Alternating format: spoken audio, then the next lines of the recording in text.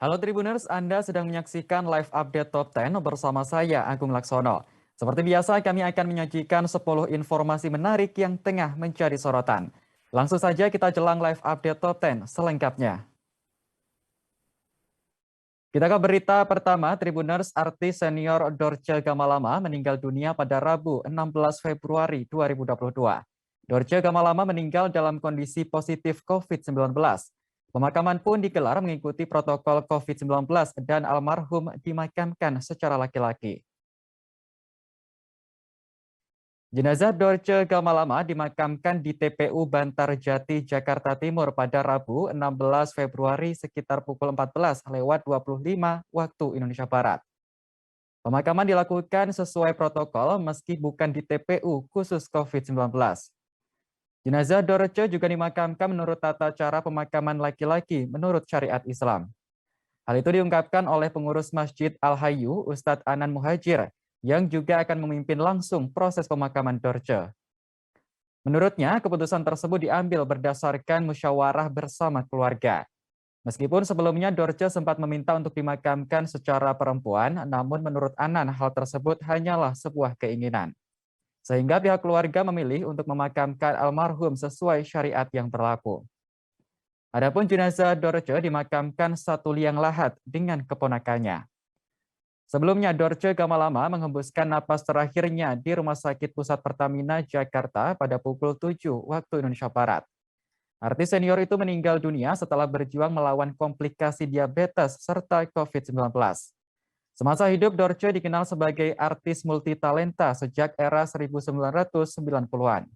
Dirinya kerap tampil di beberapa acara televisi dan sempat mencatatkan namanya pada Museum Rekor Dunia Indonesia. Artis kelahiran Sumatera Barat 21 Juli 1963 itu terlahir dengan nama Dedi Yuliardi Ashadi. Sejak anak-anak, ia tertarik dengan bidang seni, baik itu tarik suara, peran, maupun lainnya.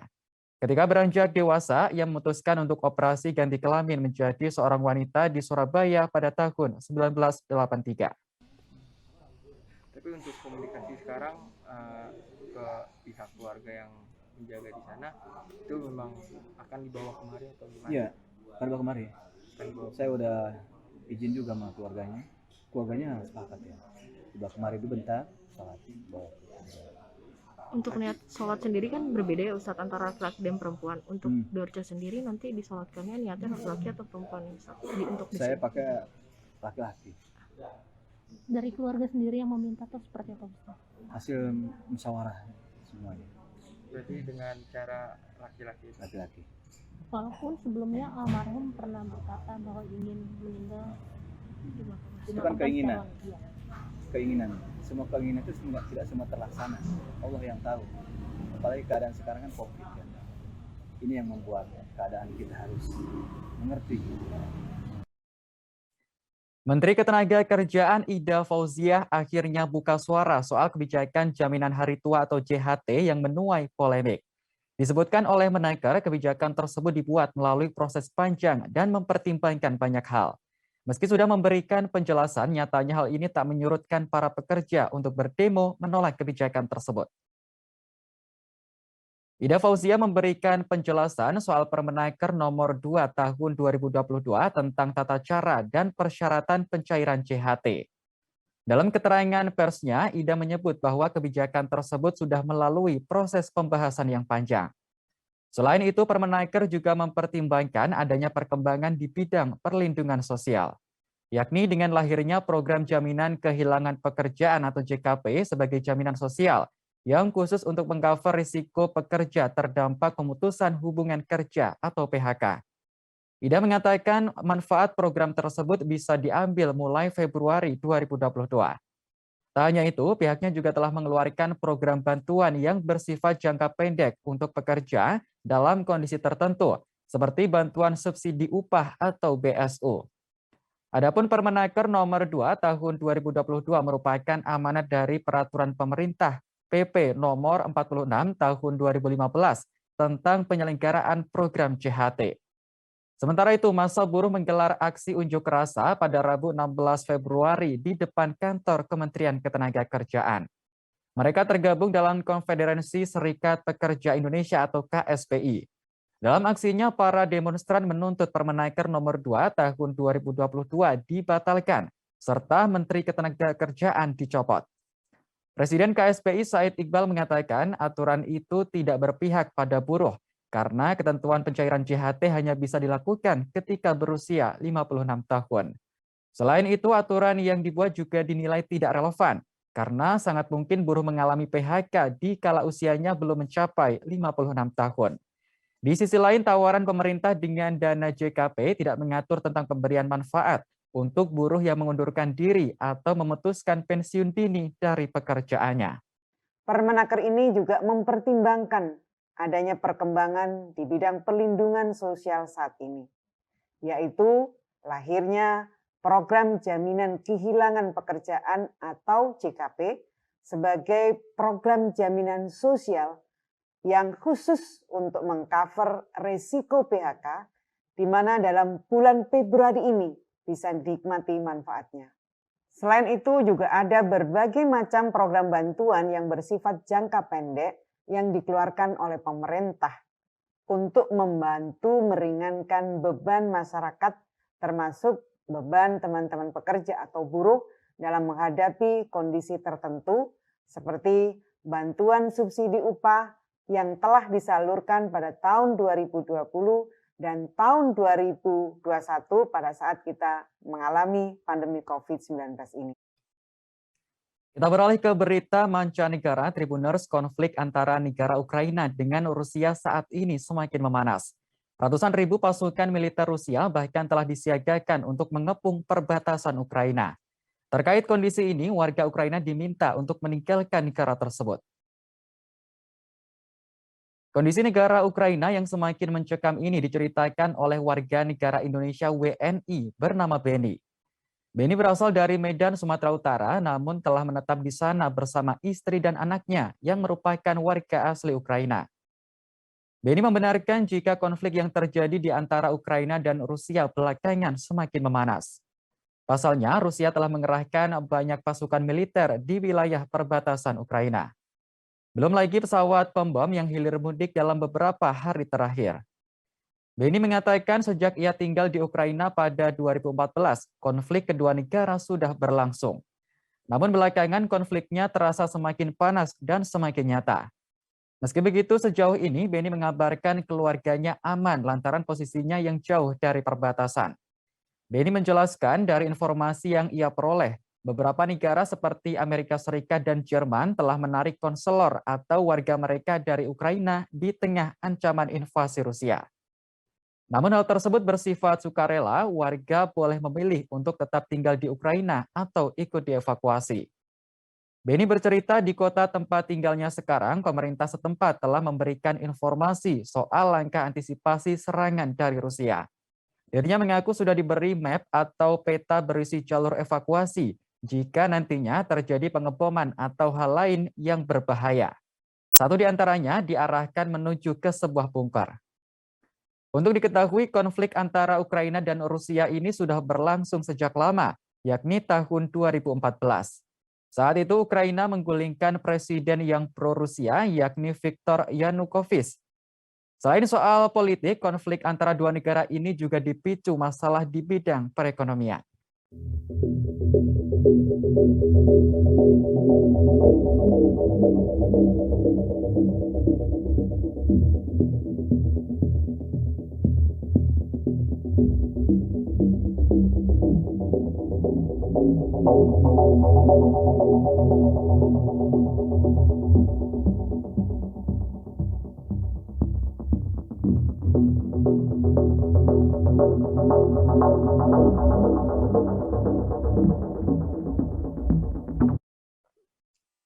Meski sudah memberikan klarifikasi, penceramah Khalid Basalamah tetap dilaporkan ke Barreskrim Polri.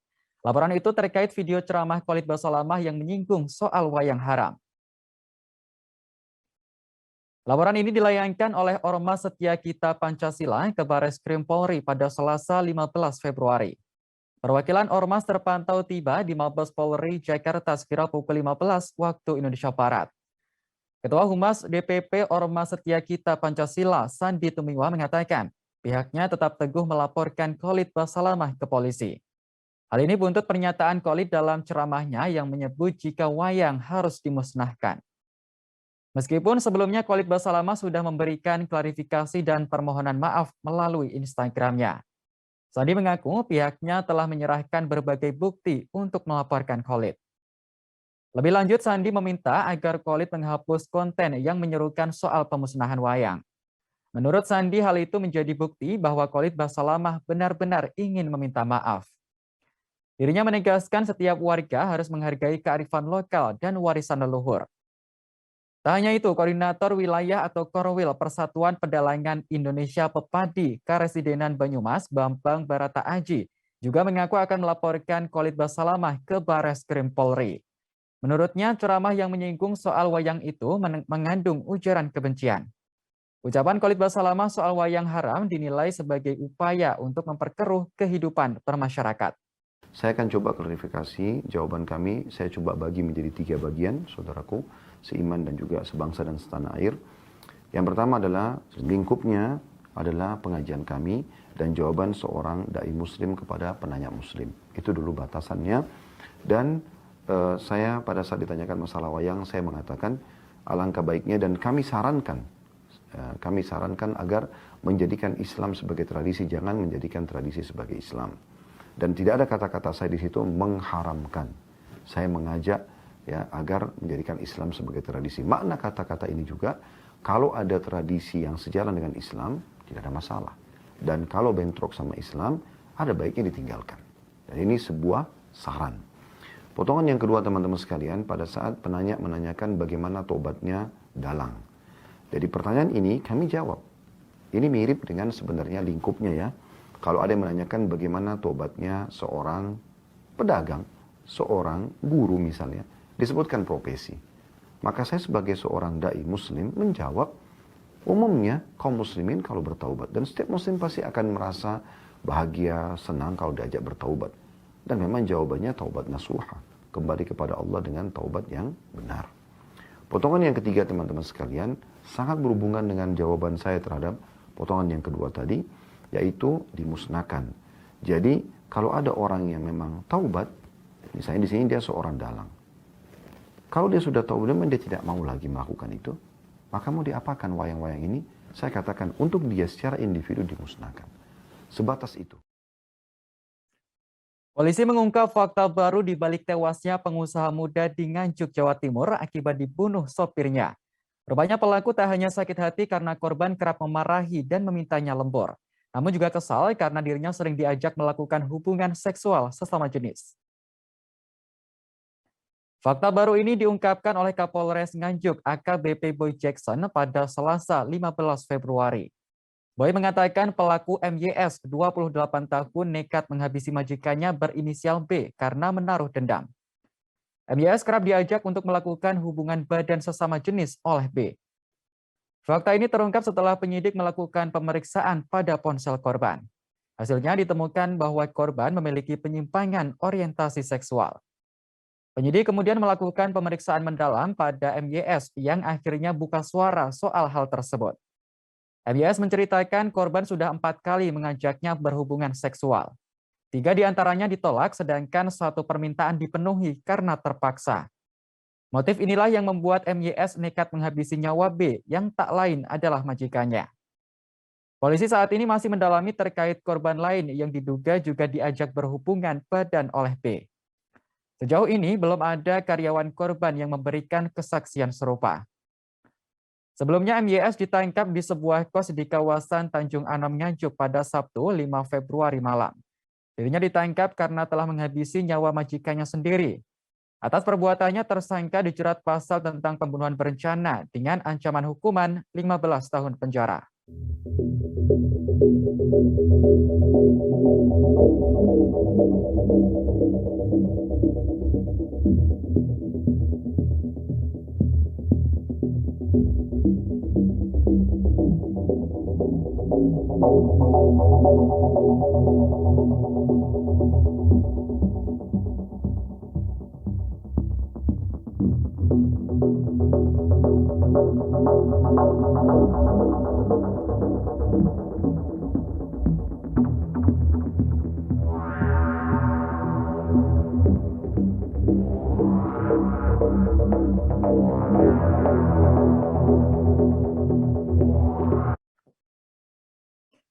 Ketua Padepokan Jati Tunggal Nusantara, Nur Hasan, saat ini menjadi sorotan seusai ritual maut terjadi di Pantai Payangan Jember. Dalam pengakuannya, Nur Hasan menyebut jika tidak ada unsur pemaksaan dalam ritual tersebut. Para jemaah mengikuti ritual atas dasar kemauan mereka sendiri. Nur Hasan mengaku sempat berdiskusi terkait waktu pelaksanaan ritual bersama para pengikutnya. Dari hasil diskusi tersebut, akhirnya diputuskan untuk melakukan ritual pada Minggu 13 Februari kemarin. Selain mendiskusikan soal waktu pelaksanaan ritual, Nur Hasan juga berdiskusi soal iuran. Semuanya sepakat untuk membayar iuran sebesar Rp20.000. Nur Hasan menegaskan tidak pernah memaksa para pengikutnya untuk mengikuti ritual tersebut. Mereka mengikuti ritual atas dasar kemauan mereka sendiri. Sementara itu, kasus tewasnya 11 orang dalam ritual di Pantai Payangan Jember saat ini masih diselidiki polisi. Kasat Reskrim Polres Jember AKP Komang Yogi Aryawiguna mengatakan pihaknya masih mendalami apakah ada unsur pidana dalam insiden kali ini, termasuk memeriksa Ketua Padepokan Tunggal Jati Nusantara, Nur Hasan. Komang menyebut polisi tengah fokus untuk mendalami informasi terkait siapa saja yang menginisiasi ritual tersebut. Kemudian juga soal tujuan diadakannya ritual, apakah Nur Hasan menyarankan ritual kepada para pengikutnya, serta berbagai informasi lainnya. Seperti diberitakan sebelumnya, ritual di Pantai Payangan Jember ini menewaskan 11 orang, sementara 13 lainnya berhasil selamat. Satu korban meninggal dunia bahkan merupakan seorang anggota polisi dari Polsek Pujer, Kabupaten Bondowoso. Polres Jember melakukan pendalaman proses penyelidikan terkait dengan tergulungnya 11 orang yang meninggal dunia karena tergulung ombak di Pantai Payangan. Update untuk saat ini kami sudah mengamankan atas nama NH selaku pimpinan Padepokan Tunggal Jati Nusantara. Setelah kami tadi berkoordinasi dengan pihak Rumah Sakit RSUD Subandi, sekira pukul tadi jam 1 siang atau jam 13, berkaitan dengan yang bersangkutan telah dinyatakan layak untuk dirawat jalan dari pihak dokter di Rumah Sakit Subandi, yang selanjutnya kami bawa ke Polres Jember untuk dilakukan pemeriksaan. Jadi yang bersangkutan masih kami lakukan pemeriksaan untuk pendalaman berkaitan dengan perkara tersebut. Polisi berhasil menangkap 5 pelaku begal yang membacok anggota Brimob Aibda Edi Santoso pada Selasa 15 Februari kemarin. Dari kelima pelaku, 4 diantaranya ternyata masih berusia di bawah umur. Kelima pelaku berhasil diringkus oleh jajaran Polres Metro Bekasi Kota dan Polsek Jati Sampurna pada Rabu 16 Februari dini hari. Mereka ditangkap di tempat tongkrongannya di kawasan Jati Sampurna, Bekasi. Kabid Humas Polda Metro Jaya, Kombes Pol Endra Zulpan mengatakan, kelima pelaku memiliki peran yang berbeda saat membegal korban. Zulpan menyebutkan dari 5 pelaku, 4 diantaranya masih berusia di bawah umur. Pelaku MH 17 tahun berperan sebagai otak dari aksi pembegalan tersebut. MH mengajak pelaku lainnya untuk menentukan lokasi berbuat pencurian dengan kekerasan yang melukai Aibda Edi.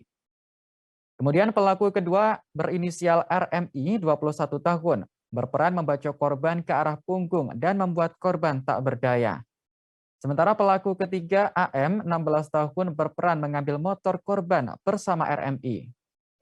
Pelaku keempat yakni MAL 17 tahun berperan menyiapkan dan menyimpan senjata tajam yang digunakan untuk melukai korban. Terakhir tersangka kelima RH 16 tahun berperan menyimpan motor hasil kejahatan. Nantinya motor tersebut akan dijual secara online olehnya.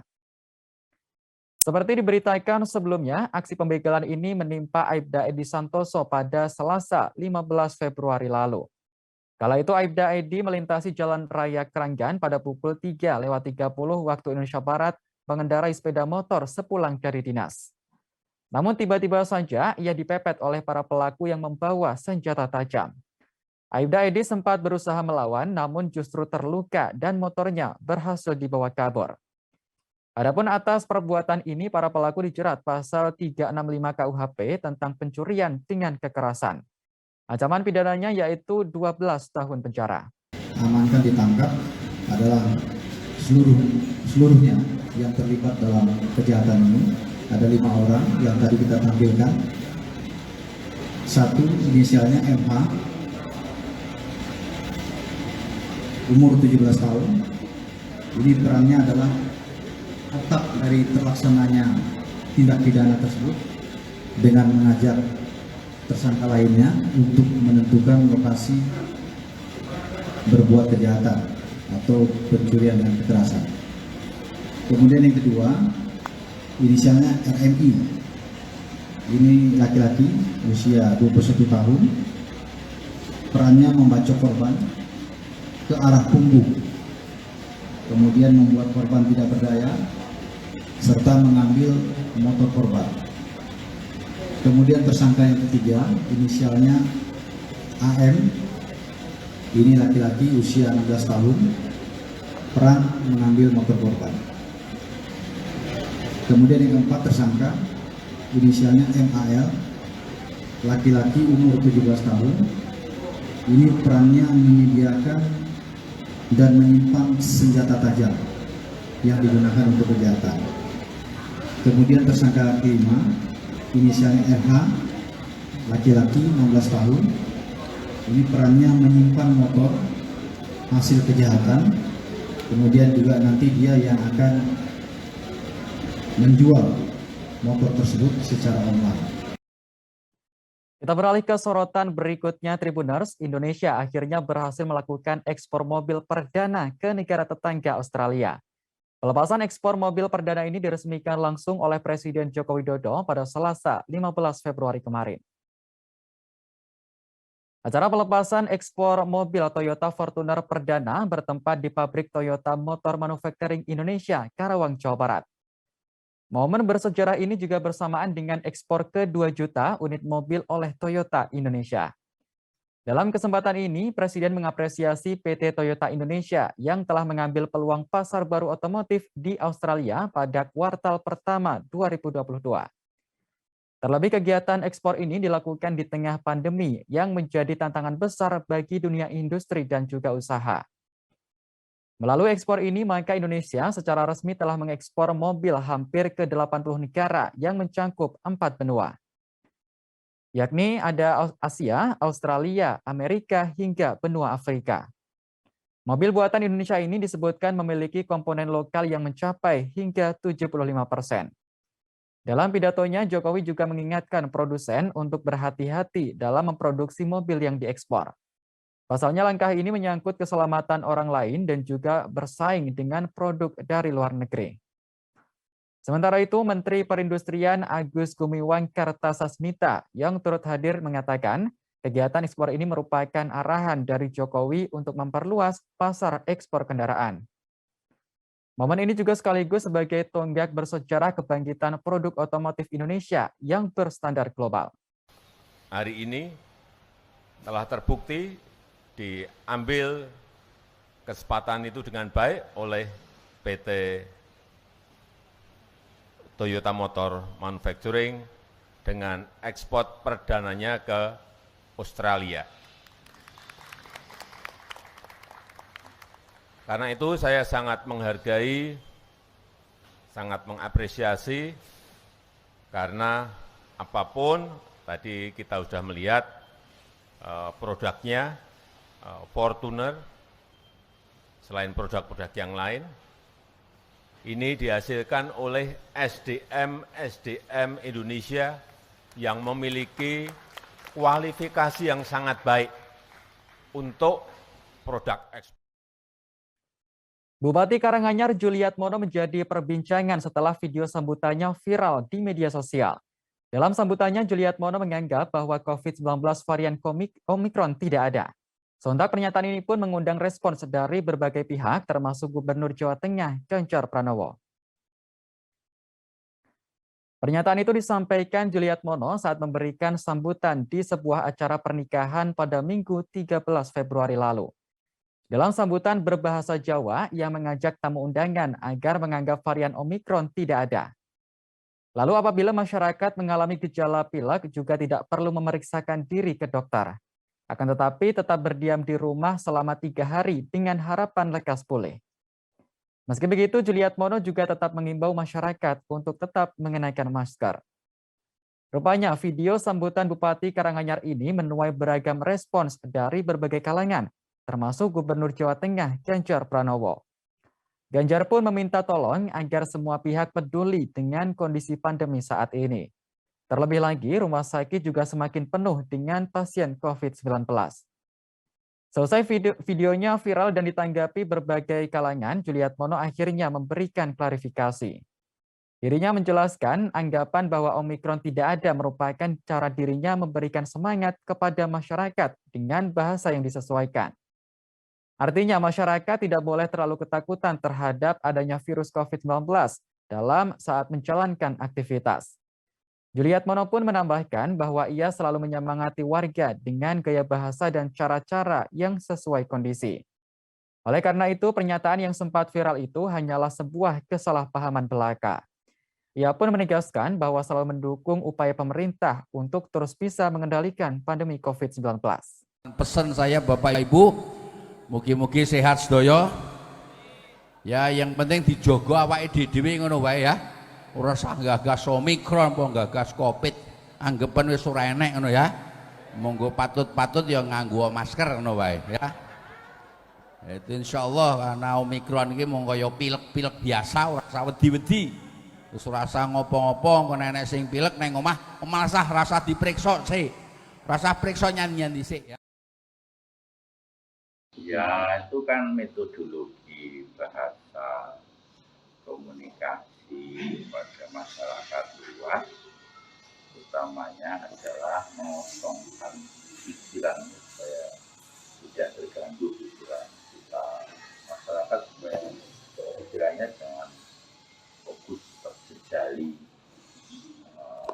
COVID. Media sosial dihebohkan dengan sebuah video yang menampilkan pusaran air laut yang membumbung tinggi ke arah langit. Dalam video, pusaran yang terbentuk seolah menyatu dengan awan di atasnya. Fenomena alam ini kemudian disebut oleh BMKG sebagai water spot. Inilah video detik-detik fenomena water spot yang terekam kamera dan viral di media sosial. Tampak pusaran air laut membumbung tinggi ke arah langit dan menyatu dengan awan. Suasana di atas perairan tersebut juga tampak mendung, disertai deru angin kencang. Tidak disebutkan secara pasti lokasi fenomena alam tersebut. Namun dari percakapan perekam video, fenomena ini terjadi di luar negeri. Koordinator Bidang Prediksi dan Peringatan Dini Cuaca BMKG, Miming Saifuddin memberikan penjelasan soal fenomena water spot. Water spot ini identik dengan fenomena puting beliung, namun terjadi di atas permukaan air yang luas. Menurut Miming, adanya awan cumulonimbus dapat mengindikasikan adanya potensi hujan lebat. Bahkan hujan lebat itu disertai juga dengan petir dan angin kencang. Miming menambahkan saat ini sebagian besar wilayah Indonesia masih mengalami puncak musim hujan pada periode Januari hingga Februari 2022. Sehingga potensi hujan lebat disertai petir, angin kencang, serta puting beliung masih perlu diwaspadai. Bahkan hal ini diprediksi juga terjadi hingga Maret mendatang. Selama puncak musim hujan ini, masyarakat diminta tetap waspada akan adanya potensi cuaca ekstrim. Selain itu, masyarakat juga selalu diminta memperbarui informasi cuaca dari kanal-kanal resmi BMKG. Look at that, dude, look at the spin. You can see ribs, dude. Are you kidding me? Oh my gosh, this is the craziest shit I've ever seen.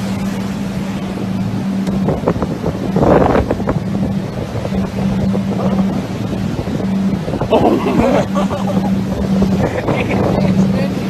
That is the biggest shit, dude. Are you kidding me? Wow.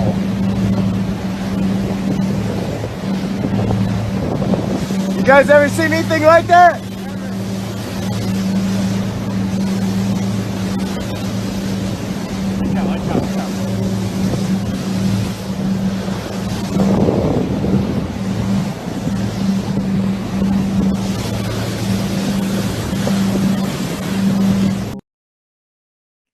Baik Tribuners, informasi tadi sekaligus menutup jumpa kita dalam live update Top 10 kali ini.